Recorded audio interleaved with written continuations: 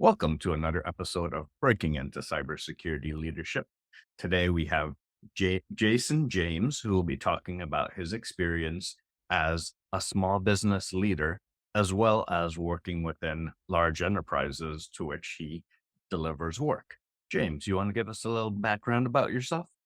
Sure. Nice to meet you. I am Jason James, English by birth, been in the US since 2003 permanently.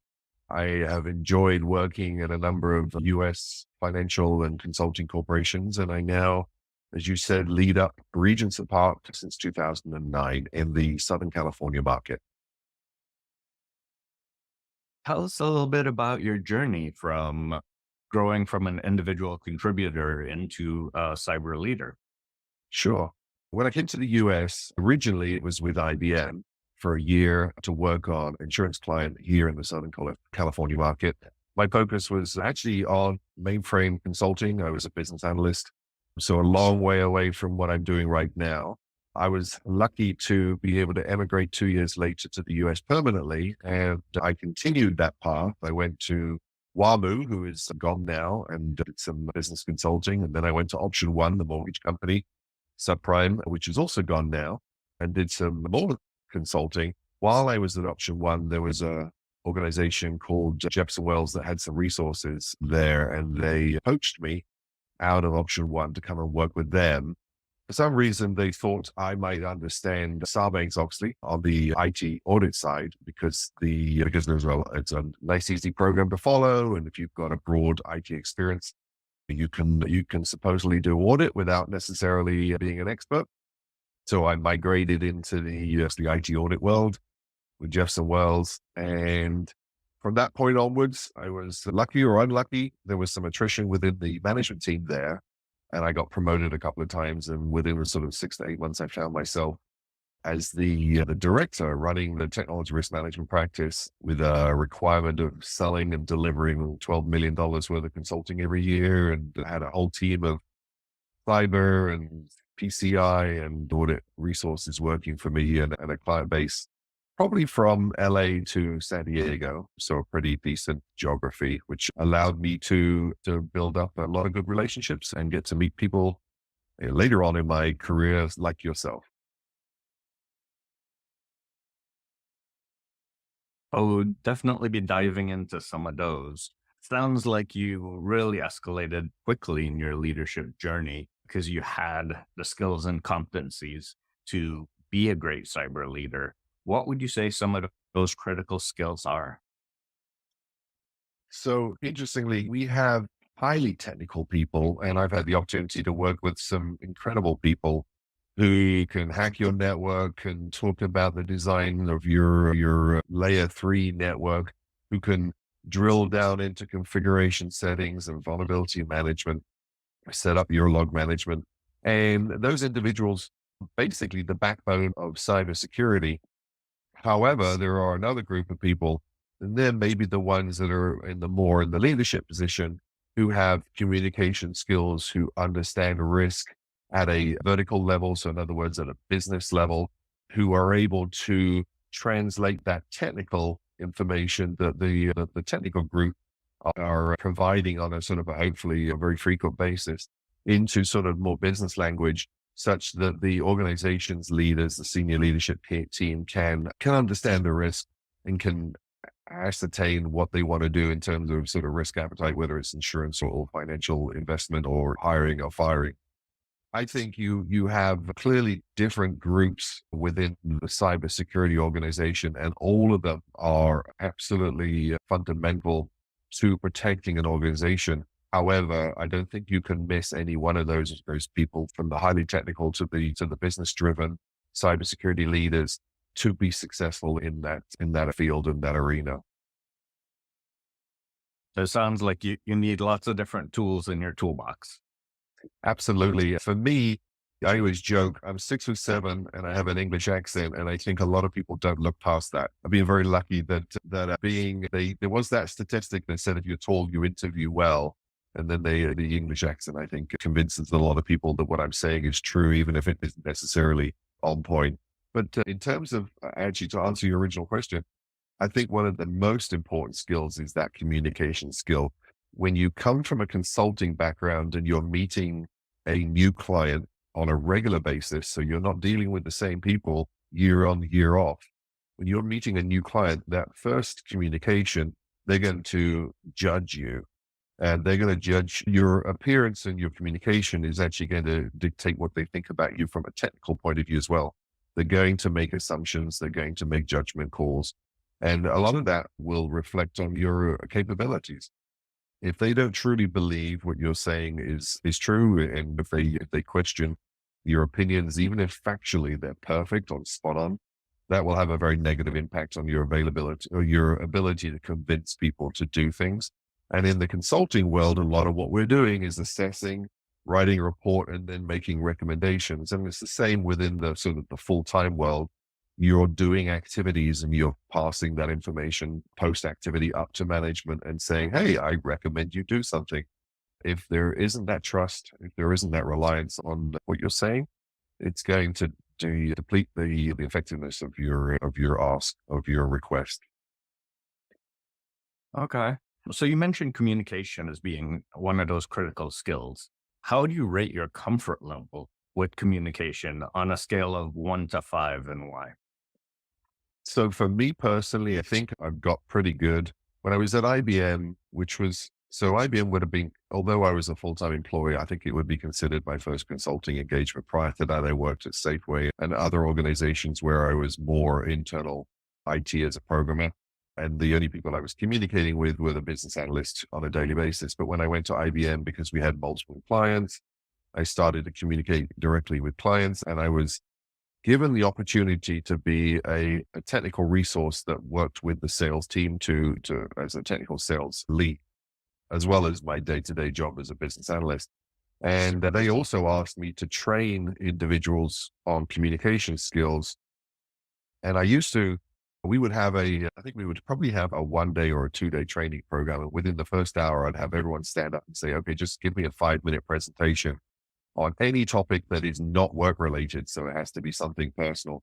And you could see the people's faces go white with fear. And these are people who, on their daily job, do professional presentations. They stand up in front of the board or in front of the management and they talk very confidently. But when I took them out of their comfort space and asked them to talk about something outside of work, that fear came on because it was something they weren't comfortable with.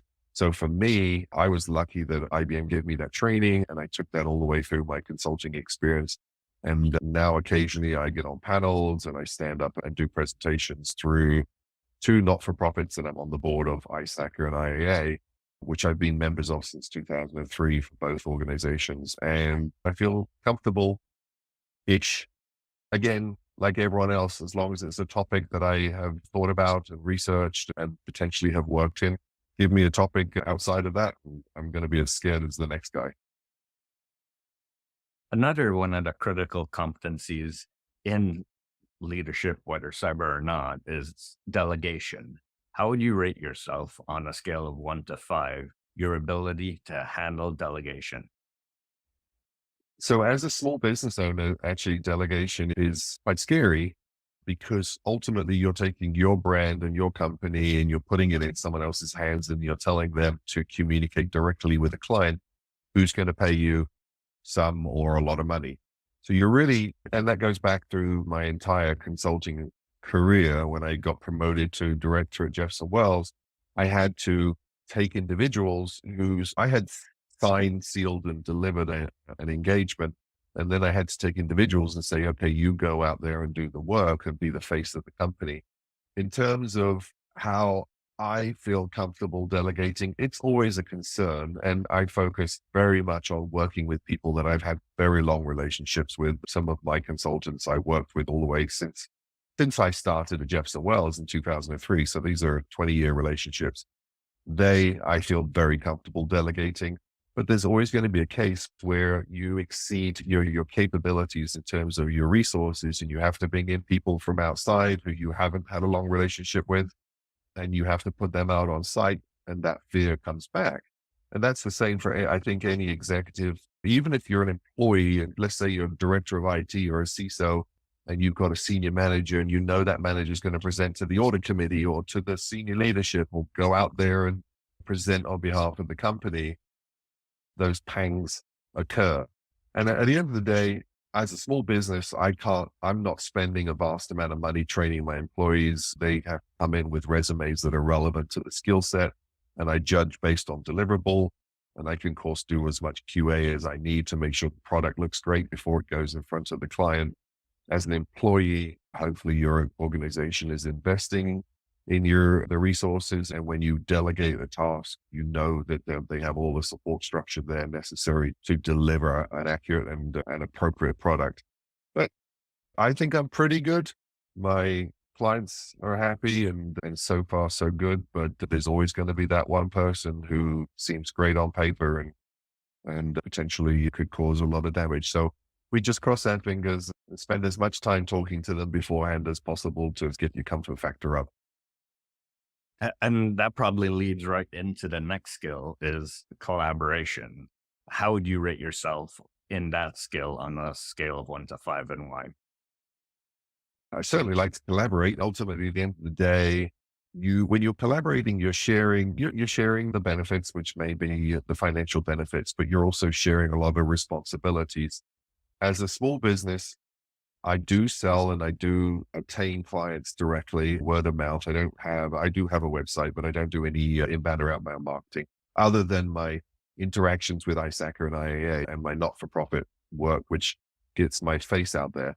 But the partnering I do and has been a very significant part of my business strategy is with other consulting businesses. I've got relationships going back all the way to when I founded Regents Park in 2009. Originally, I guess I would say I did that more for a billing and tax purposes than the intent of actually being a real business. And I was consulting for another company that I still consult with, and they still outsource their work to me.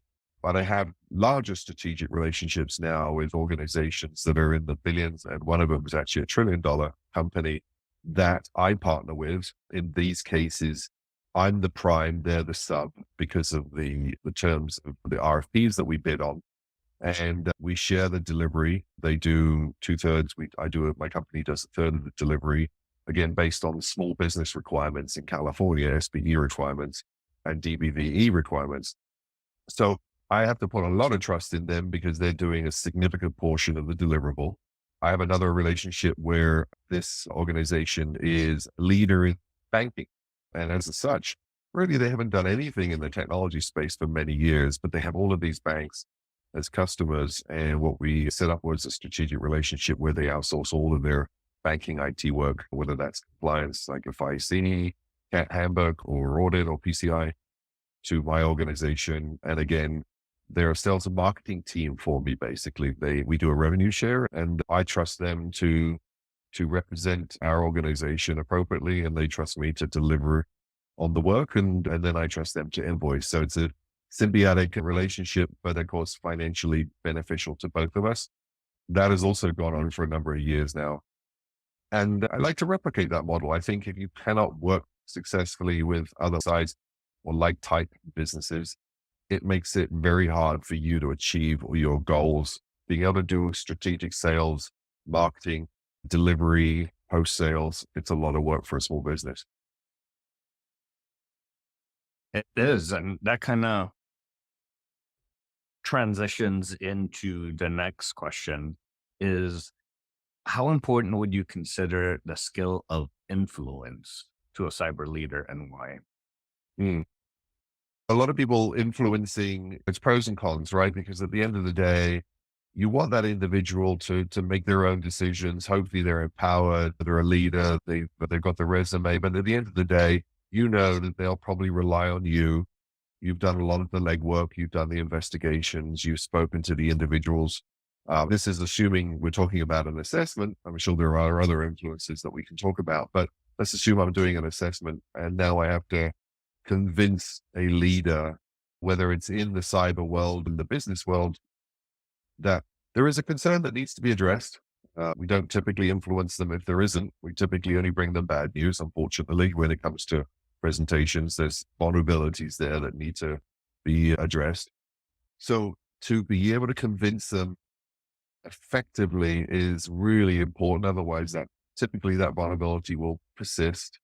And luck as it falls, at some point in the future, that could end up being a disaster or a catastrophe, depending on how bad.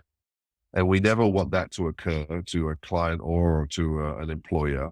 So having the ability to convince them, hey, it isn't, you just got to spend $1 million and hire a lot of people and we'll take care of it. It's really got to be a trusted understanding that we know what we're talking about, that it's real, that it's not going away, and that if ignored, it will have significant repercussions. So that could be, we go back to those communication skills. It could be presentation skills. It could be bringing in SMEs that can translate your findings into more meaningful data. So maybe I'm trying to convince a CIO or a CTO who's not a cybersecurity specialist, but clearly has a lot of technology knowledge. And they won't necessarily trust me as a cyber or IT auditor, but if I bring in someone who, with the right resume, who is also influential, that could support my strategy of trying to influence and convince that leader that, again, the vulnerability does exist. And then there could be sales. Okay, so I'm just a sales guy, and why should I trust you? You just want me to write a big fat check for you. One of the ways that I've tried to influence people and actually earn trust is through my not-for-profit involvement. So I do presentations. I never use my logo. When I'm at ISAC and IAA, I very rarely mention or wear any branded material. I want to be considered a trusted advisor. And I never try to sell anyone on any idea after discussing whatever their concerns are. It's more along the lines of, I can talk to Jason about my issues and he'll give me a candid response without trying to sell a service. That also is quite influential because, again, they're like going to your doctor. You're not being upsold or sold. You're just getting a candid response to a concern, and then you can take it back to your leaders and convey the information you've learned. And that's a big reason why I'm a massive fan of these not-for-profits and others that we are members of, is that people can share and influence without the pressure of sales that obviously a lot of people feel when asking their existing service providers. Yeah, ultimately, if you're effective over your career and people respect you, I think they'll allow you to influence them.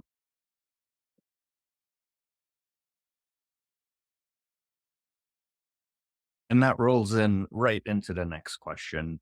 You mentioned that all of the not for profits that you support, that would fall into the category of networking. How important is networking as a skill for a cybersecurity leader, and why? So originally I networked, I was at Jefferson Wells, and the leadership team said, okay, your customers are in these two not-for-profit groups.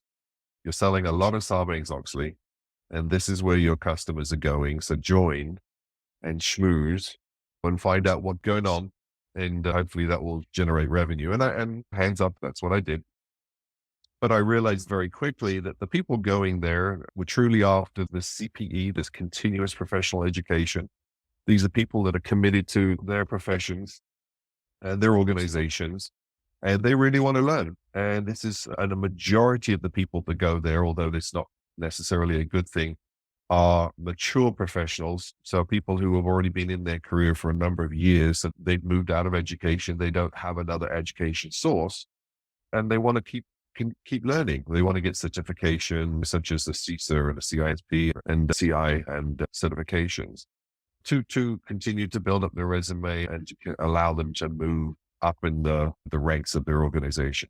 And then there's another sort of group of CPE. There's the leadership conferences, the CISO roundtables, the places that people can go and effectively communicate in a safe environment. Again, no sales, no pitches of products, exchange of ideas. So while you're not being educated directly from a textbook, from a COBIT framework, or from HIPAA or PCI or whatever it may be in the technology space, you're exchanging ideas. I'm a member of several of those, a CISO roundtable here in Orange County, where we talk about products and risks and deployment issues, and we recommend individuals to each other. again, in a very safe space where no one from a sales and marketing point of view is allowed in. So I think they're fundamental, something that I was never part of when I was in the UK. No one ever promoted it to me, although I know these organizations are in the UK.